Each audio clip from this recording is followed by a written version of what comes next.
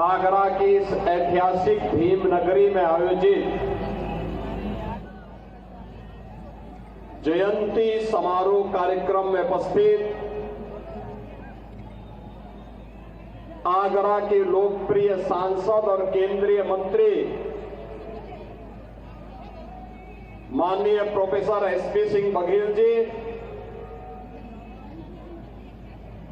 उत्तर प्रदेश सरकार में मंत्रिमंडल के मेरे सहयोगीगण श्री स्वतंत्र देव सिंह जी, श्रीमती बेबी रानी मौर्य जी, श्री जयवीर सिंह जी, श्री योगेंद्र उपाध्याय जी, श्री असीम अरुण जी, श्री धर्मवीर प्रजापति जी,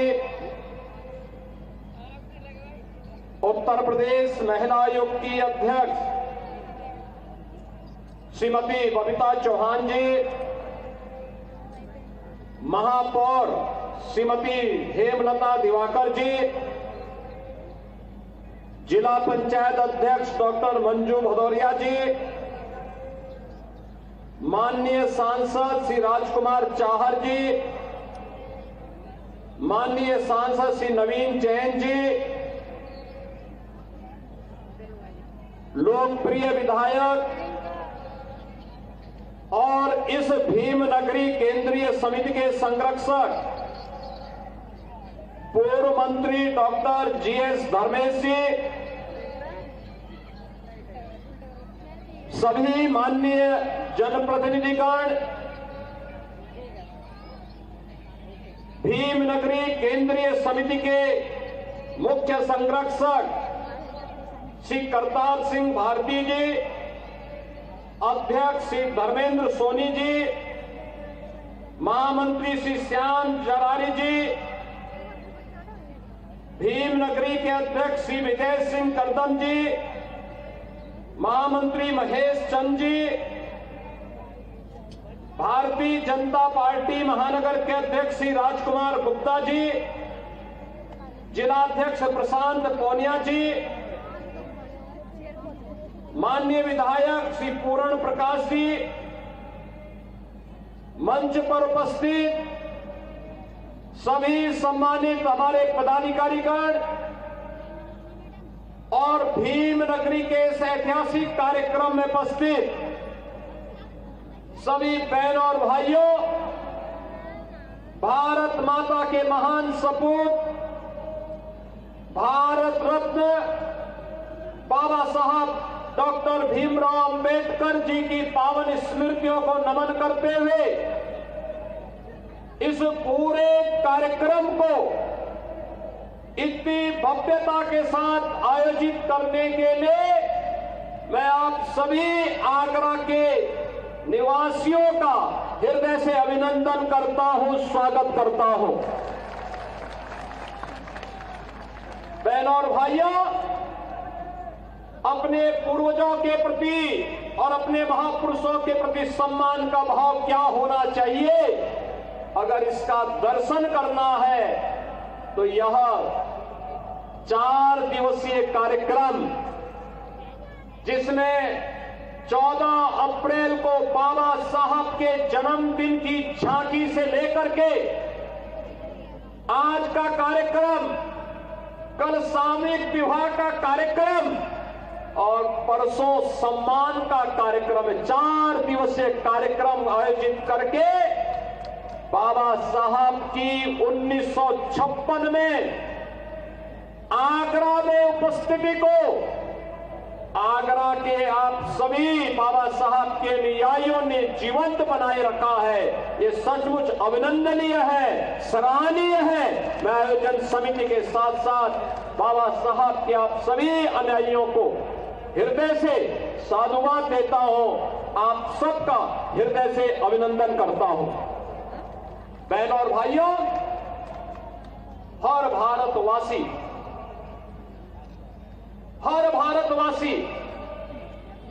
बाबा साहब की सेवाओं के लिए उनकी कृतज्ञता ज्ञापित करता है। उनकी सेवाएं अमूल्य थी। विपरीत परिस्थितियों में सामाजिक बेड़ियों को तोड़ते हुए उन्होंने सामाजिक भेदभाव का सामना करते हुए भी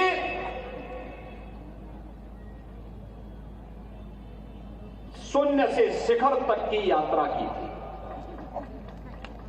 ये संघर्षों की यात्रा है। और याद रखना, यही तो भगवान बुद्ध ने हमें प्रेरणा दी है।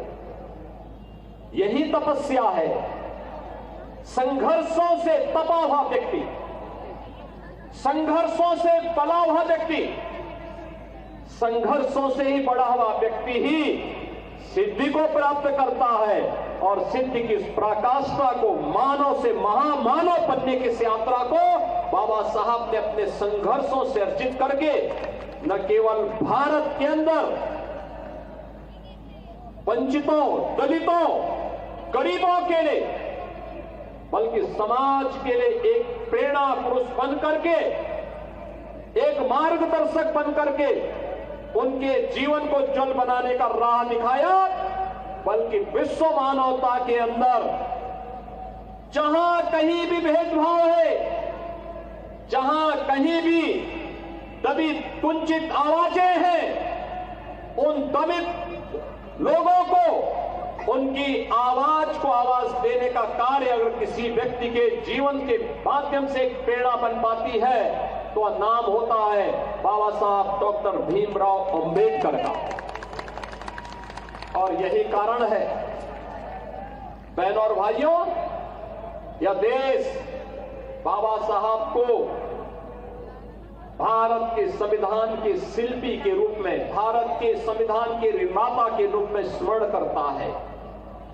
और यह वर्ष इसलिए भी महत्वपूर्ण है, यह वर्ष इसलिए भी महत्वपूर्ण है, भारत के संविधान को लागू हुए 75 वर्ष पूरे हुए हैं। यानी बाबा साहब के द्वारा बनाए गए संविधान को लागू करने के 75 वर्ष पूर्ण होने के उपलक्ष्य में आज मुझे भी भीम नगरी में बाबा साहब के स्मृति में आयोजित इस भव्य कार्यक्रम के साथ जुड़ने का सौभाग्य प्राप्त हो रहा है। मैं इसके लिए आयोजन समिति को, श्री GS धर्मेश जी को और यहां के सभी माननीय जनप्रतिनिधियों को हृदय से धन्यवाद देता हूं। बहनों और भाइयों, बाबा साहब जब 18 मार्च 1956 को आगरा में आए थे, उन्होंने आगरा के अपने अनुयायियों से एक बात कही थी। उन्होंने कहा था कि मैंने संघर्ष किया है, एक रास्ता दिखाया है, अब इसे मंजिल तक ले जाने का दायित्व मैं आपको सौंप रहा हूं। लेकिन ये रास्ता कहां से जाता है? उन्होंने कहा था, शिक्षित बनो, अपने बच्चों को शिक्षित बनाओ। शिक्षा के प्रति उनका आग्रह, शिक्षा के प्रति उनका आग्रह, और उस आग्रह को आगे बढ़ाने के लिए आज सरकारें कार्य कर रही हैं। उन्होंने कहा था, संगठित रहो, अपने हक के लिए लड़ो,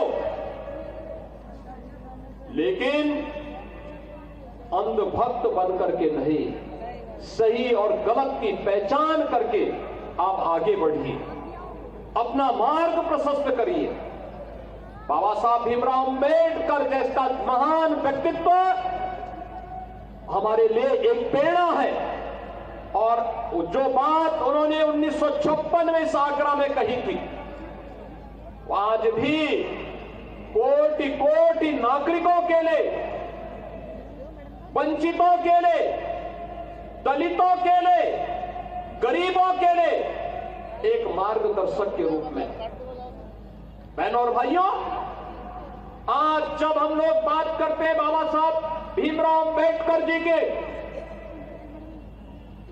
तो याद करना, जो भी भारत के संविधान का अपमान करता है, जो भी बाबा साहब भीमराव अंबेडकर के द्वारा बनाए गए संविधान का अपमान करता है, इसका मतलब वे बाबा साहब की अवमानना कर रहे हैं। और हमें ऐसे लोगों को बर्दाश्त नहीं करना चाहिए। बाबा साहब भीमराव अंबेडकर के द्वारा बनाया गया संविधान अपनी 75 वर्षों की शानदार यात्रा को लेकर के आगे बढ़ा है। उत्तर से दक्षिण तक, पूरब से पश्चिम तक पूरे भारत को एकता के सूत्र में बांधा है। भारत के प्रत्येक नागरिक को दुनिया के अंदर बड़े बड़े देश हैं, शक्तिशाली देश है, लोकतंत्र का वे लोग तमाम प्रकार की घोषणाएं करते हैं, लेकिन उन्होंने अपने यहां अश्वेतों को, दलितों को अपना मताधिकार का उपयोग करने की स्वतंत्रता नहीं दी थी। लेकिन बाबा साहब भीमराव अंबेडकर जी के द्वारा बनाए गए संविधान ने पहले आम चुनाव से ही हर गरीब को, हर वंचित को, हर दलित को अपना मत को उपयोग करने की पूरी स्वतंत्रता दी है। और भारत के बड़े से बड़े व्यक्ति से लेकर के एक गरीब से गरीब व्यक्ति तक, हर दलित को, हर वंचित को अपना मताधिकार के उपयोग करने की स्वतंत्रता अगर किसी ने दी है तो बाबा साहब भीमराव अंबेडकर के द्वारा प्राप्त हो पाया और भारत दुनिया के अंदर सबसे बड़ा लोकतंत्र के रूप में अपने आप को स्थापित कर पाया। बहनों और भाइयों, इंग्लैंड जैसा देश, अमेरिका जैसा देश अपने यहां महिलाओं को मत देने का अधिकार भारत से बाद में दिया है। हमारे यहां 1952 में जब पहला चुनाव हुआ था तभी से महिलाओं को भी पुरुषों के समान अपना वोट का उपयोग करने की पूरी स्वतंत्रता देता है। और अब तो प्रधानमंत्री मोदी जी ने भी व्यवस्था कर दी है, नारी वंदन अधिनियम के माध्यम से महिलाओं को विधानसभा और लोकसभा में 33% अतिरिक्त आरक्षण की व्यवस्था देकर के उनके जाने का मार्ग भी खोल दिया है। अब ये विधानसभा और लोकसभा में आने वाले समय में उनका प्रतिनिधित्व होगा। बहनों और भाइयों, बाबा साहब के इस मिशन के बाधक कौन थे, ये जानना बाबा साहब के अनुयायियों को बहुत आवश्यक है। और इसलिए आवश्यक है क्योंकि जो लोग बाबा साहब के नाम का उपयोग करते हैं लेकिन बाबा साहब के द्वारा बताए गए मूल्य और आदर्शों के विपरीत आचरण करते हैं, वही लोग इस मिशन में सबसे बड़े बाधक हैं। याद करिए बाबा साहब को चुनाव हराने वाले कौन लोग थे। 1952 का चुनाव बाबा साहब को हराने वाले लोग कौन थे। 1954 का उपचुनाव बाबा साहब को हराने वाले कौन लोग थे। कौन लोग थे जब देश आजाद हुआ था और स्वतंत्र भारत में पहले मंत्रिमंडल का गठन होना था, तो कौन लोग थे जिन लोगों ने बाबा साहब को उनकी योग्यता के बावजूद और सबसे योग्य सदस्य होने के बावजूद जिन्होंने विदेश अर्थनीति से संबंधित समितियों में स्थान नहीं देने दिया। कौन लोग थे जो बाबा साहब को परास्त करने की साजिश का हिस्सा बने थे, उन्हें 1970 में पद्म पुरस्कार से सम्मानित कर रहे थे। ये कोई और नहीं थे, ये वही कांग्रेस है जिसके आज के नेता कथित संविधान की प्रति लेकर के जनता को बेवकूफ बनाने का काम कर रहे हैं। ये वही कांग्रेस है जिसने बाबा साहब भीमराव अंबेडकर के द्वारा बनाए गए संविधान को समय समय पर अपमानित करने का काम किया। कौन नहीं जानता है बाबा साहब के द्वारा बनाए गए संविधान की प्रस्तावना को बदलने का काम कांग्रेस ने किया। यानी प्रस्तावना किसी भी पवित्र ग्रंथ की आत्मा होती है। अगर मनुष्य की आत्मा निकल जाती है तो शरीर का क्या हाल होता है, और ऐसे ही किसी पवित्र ग्रंथ की प्रस्तावना के साथ छेड़छाड़ कर दिया जाए क्या हालत होते हैं। और ऐसे ही शरारत, इमरजेंसी लागू करके संविधान का गला घोटने का काम देश के अंदर कांग्रेस ने किया था। और बहनों और भाइयों, तब भी ये लोग जनता को बेवकूफ बनाने के लिए, बाबा साहब के नाम पर वोट बैंक बनाने के लिए आने का दावा करते हैं। याद करिए, यही समाजवादी पार्टी थी, यही समाजवादी पार्टी थी जिसने बाबा साहब भीमराव अंबेडकर जी के नाम पर बनाए गए मेडिकल कॉलेजेस का नाम बदल डाला था, उनके नाम पर बनाई हुई संस्थाओं का नाम बदल डाला था। असीम अरुण हमारे समाज कल्याण विभाग के मंत्री हैं, कन्नौज के विधायक हैं, इस आगरा में एसएसपी के रूप में उन्होंने कार्य भी किया है। और जब इन्होंने मुझे जानकारी दी कि समाजवादी पार्टी ने पाप किया था, मैंने कहा उसी कन्नौज में जाकर के फिर से वहां के गवर्नमेंट मेडिकल कॉलेज का नामकरण बाबा साहब के नाम पर करेंगे। और बहनों और भाइयों, मुझे प्रसन्नता है कि हमारी सरकार ने बाबा साहब के नाम पर फिर से उस स्मारक, वहां पर उस मेडिकल कॉलेज का नामकरण किया। बाबा साहब का महापरिनिर्वाण 6 दिसंबर 1956 को हुआ था। कांग्रेस ने दिल्ली में बाबा साहब का स्मारक नहीं बनने दिया, नहीं बनने दिया। कांग्रेस जब भी आई स्मारक बनाने की मांग होती रही, लेकिन कांग्रेस ने कभी भी स्मारक नहीं बनने दिया। बाबा साहब को भारत रत्न नहीं देने दिया। कांग्रेस की पीढ़ियों के लिए तमाम कांग्रेस के नेहरू गांधी परिवार के सदस्यों के लिए 50-50 एकड़ के स्मारक बनाए गए, लेकिन बाबा साहब के नाम पर 1 इंच जमीन भी उन्होंने कांग्रेस ने दिल्ली में नहीं देने दी गई। बाबा साहब को के लिए भारत रत्न देने का काम तब हुआ जब श्रद्धेय अटल बिहारी वाजपेयी जी के द्वारा, भारतीय जनता पार्टी के द्वारा दिल्ली के अंदर सरकार को समर्थन किया जा रहा था। तब बाबा साहब को भारत रत्न से सम्मानित किया गया। जब बाबा साहब को दिल्ली में स्मारक बनना था, कांग्रेस व्यवधान डाल रही थी। भारतीय जनता पार्टी के सहयोग से बाबा साहब का दिल्ली में भव्य स्मारक बन पाया।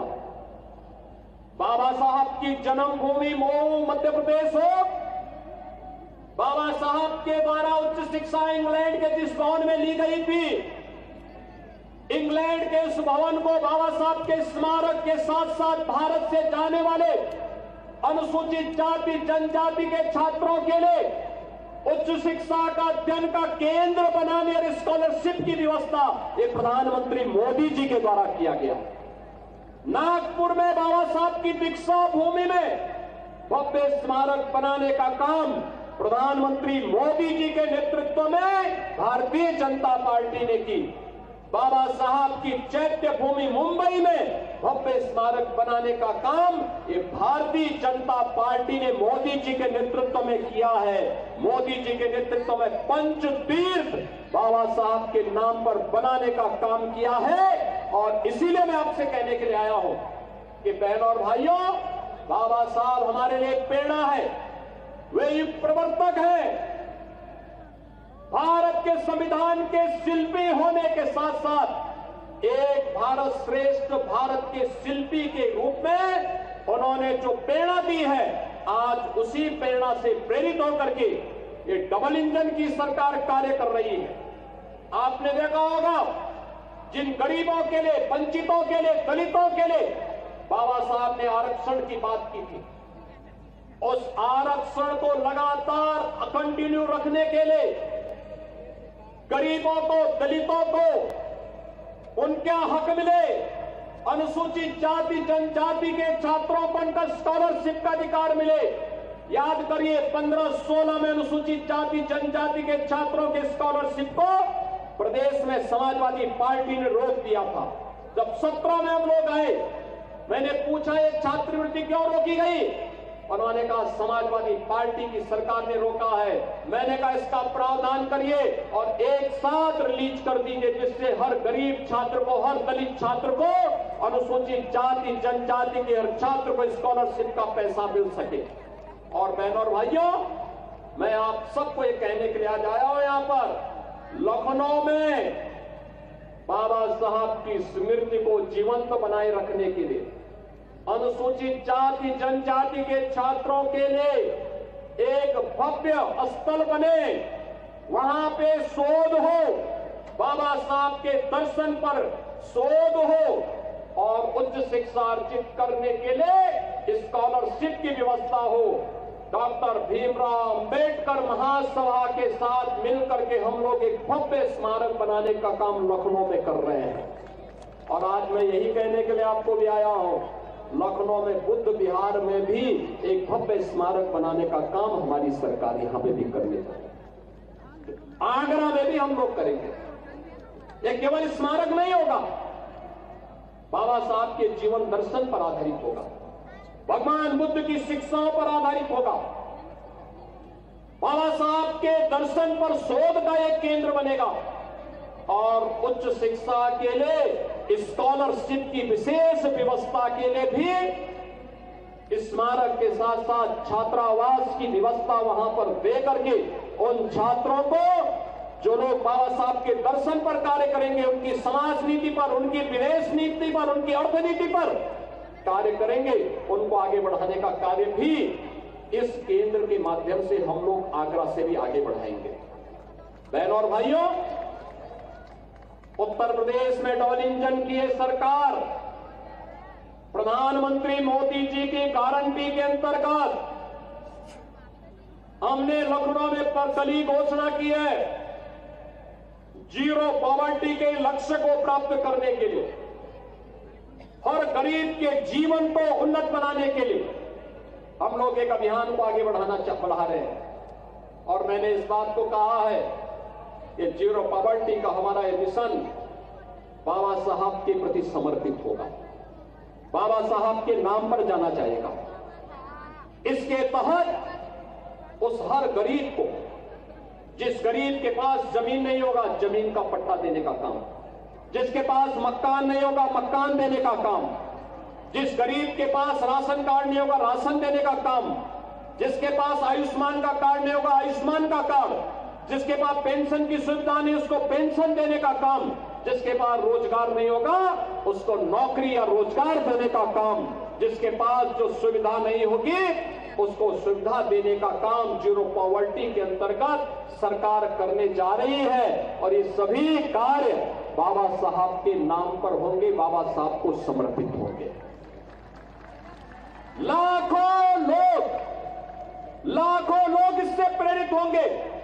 आपने पिछले 10 वर्ष में प्रधानमंत्री मोदी जी के नेतृत्व में बदलते हुए भारत को देखा है। आपने देखा होगा भारत दुनिया के अंदर, दुनिया की आबादी 800 करोड़ से अधिक है। 800 करोड़ में से 140 करोड़ का भारत है। 140 करोड़ अकेले भारत में, 800 करोड़ में अकेले भारत एक देश है। अकेला भारत एक देश है जहां पर कोविड कालखंड से 80 करोड़ लोगों को फ्री में राशन की सुविधा का लाभ प्रधानमंत्री मोदी जी दे रहे हैं। 50 करोड़ लोगों को आयुष्मान भारत के अंतर्गत 5 लाख रुपए की सुविधा प्रधानमंत्री मोदी जी दे रहे हैं। 12 करोड़ गरीबों के घर में एक शौचालय बनाने का काम हुआ है। 12 करोड़ घरों में उज्ज्वला योजना का कनेक्शन पहुंचा है।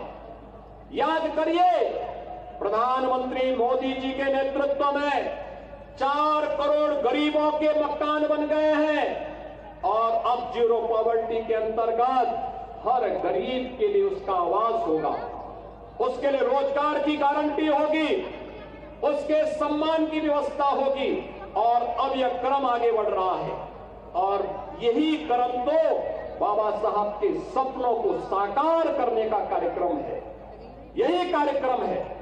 आपने देखा होगा जब देश के अंदर नई संसद बनी थी, नई संसद में बाबा साहब के द्वारा बनाए गए संविधान की मूल प्रति को अपने सिर में लेकर के प्रधानमंत्री मोदी जी ने सबसे पहले संसद भवन में स्थापित करने का काम किया था।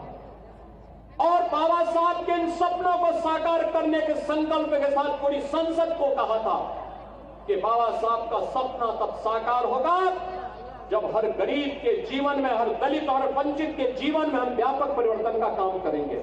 बहनों और भाइयों, आज मैं आपके बीच आया हूं आपसे यही कहने के लिए। अब आगरा में रहते हैं, याद करिए, एक भारत है 80 करोड़ लोगों को फ्री में राशन की सुविधा का लाभ दे रहा है, और दूसरी तरफ पाकिस्तान है, 1 जून रोटी के लिए लोग तरस रहे हैं। पाकिस्तान के हालात क्या है किसी से छुपा हुआ नहीं है। ये लोग जो गुमराह करने के लिए आते हैं, इनका मुंह बंद हो जाता है बांग्लादेश के अंदर हिंदुओं पर होने वाले अत्याचार पर। याद करिए, बांग्लादेश के अंदर वो हिंदू कौन है?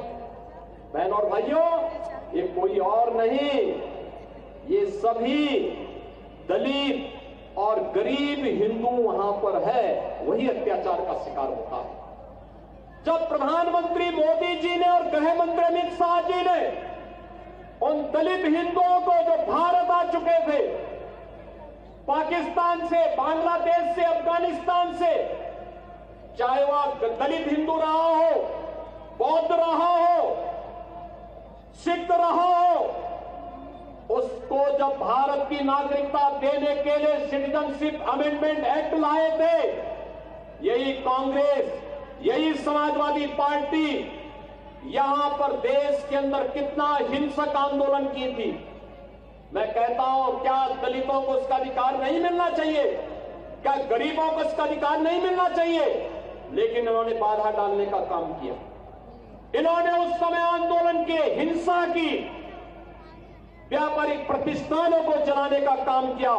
महीनों महीनों इन्होंने व्यवस्था को तोड़ने का, उसको बिगाड़ने का काम किया था।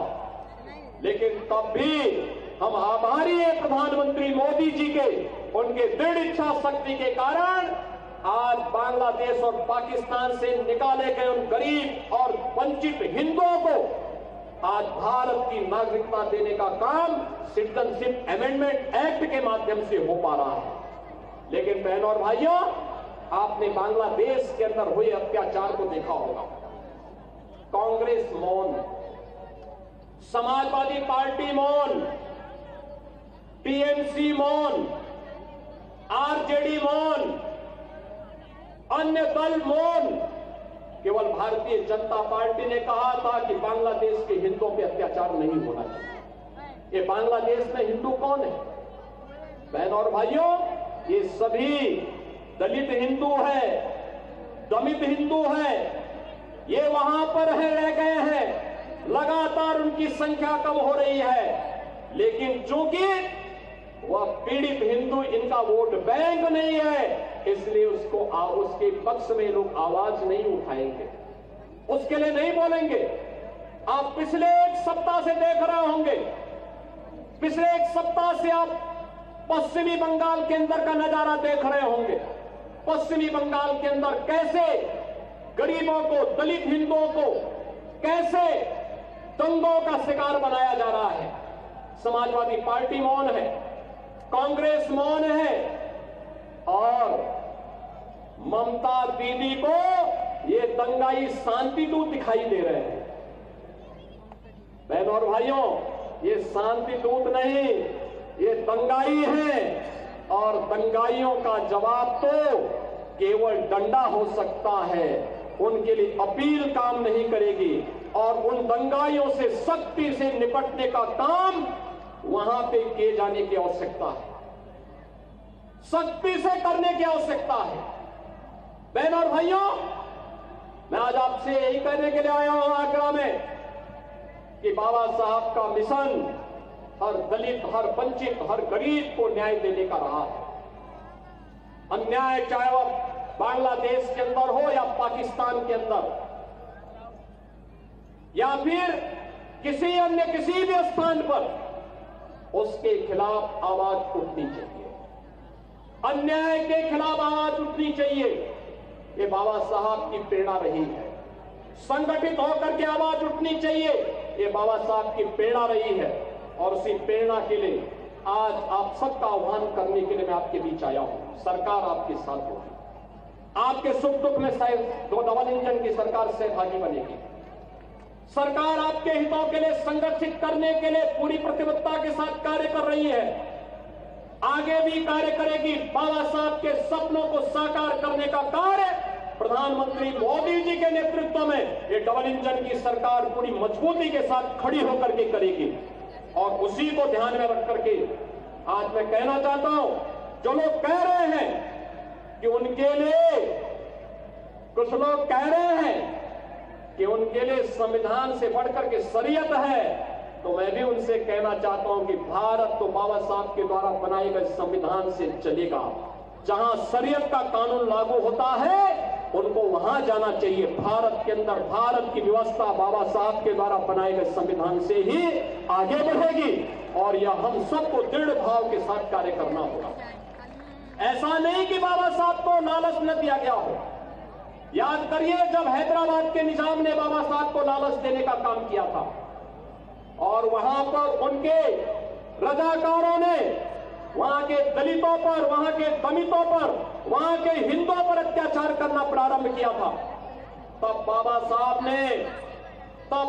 साहब ने बहुत स्पष्टता के साथ हैदराबाद रियासत से जुड़े हुए सभी दलितों को, वंचितों को और हिंदुओं को पत्र लिखा था और उनका आह्वान किया था कि किसी भी हालत में निजाम के दबाव में आने की आवश्यकता नहीं। धर्मांतरण मत करना, इस्लाम मत स्वीकार करना, आवश्यकता पड़ती तो छोड़ करके महाराष्ट्र की तरफ आप आ जाइए, लेकिन इनके दबाव में काम मत करना। और बहनों और भाइयों, अंततः निजाम को भारत छोड़ करके भागना पड़ा। आज हैदराबाद रियासत भारत का हिस्सा बनी हुई है। बहनों और भाइयों, ऐसे ही जूनागढ़ का नवाब भी करता था।